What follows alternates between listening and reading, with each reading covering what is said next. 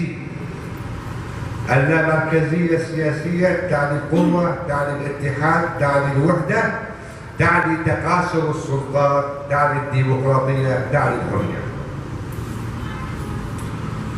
والالتزام بروح الثقافة الوطنية السورية ونبذ العنف واعتماد لغة الحوار كسبيل لالتقاء جميع الفرقاء المختلفين، وعدم إقصاء أي مكون من مكونات المجتمع السوري، والاعتماد على المبدأ الجمهورية الديمقراطية. اللامركزية السياسية يقابلها في اللغة الفرنسية الإدارة الذاتية.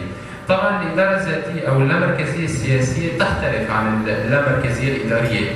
الآن المعارضة السورية والنظام بيروجوا أنه نحن أوكي ما في مشكلة، نحن مع مطالب فلنفترض الأكراد في شمال سوريا، ولكن ضمن اللامركزية الإدارية. يعني اللي بيرفضوا اللامركزية السياسية هن بيحاولوا مثلا أنهم يقنعوا تعبوا على اللامركزية الإدارية. اللامركزية الإدارية هي مجرد توسيع للصلاحيات الإدارية للبلديات أو الإدارات المحلية في المحافظات والمناطق الأخرى، كما هو الحال الآن في تركيا مثلا والدول الأخرى. يعني الحكومة تبقى مركزية، السلطة مركزية، السياسات كل شيء يبقى مركزي، هو مجرد توسيع لصلاحيات الإدارات المحلية.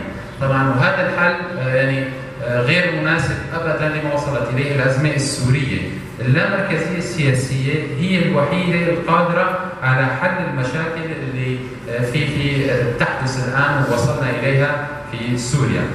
طبعا حتى تستمر اللامركزية السياسية وحتى اللامركزية السياسية أو الدولة تكون دولة لا مركزية، من حيث اللامركزية السياسية هو يجب على كل إدارة وعلى كل إقليم أن يكون في عنده دستور محلي إلى جانب الدستور المركزي. كل إقليم له الحق في أنه يكون في عنده دستور محلي، وفي عنده حكومة محلية، وفي عنده برلمان محلي، وفي عنده يعني هناك صلاحيات واسعة بالنسبة للأقاليم.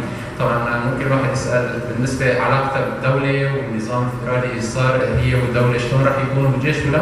كل هذه الأمور الأستاذ أبو محمود حمدك راح يتطرق لها بالنسبة لموضوع الفدرالي.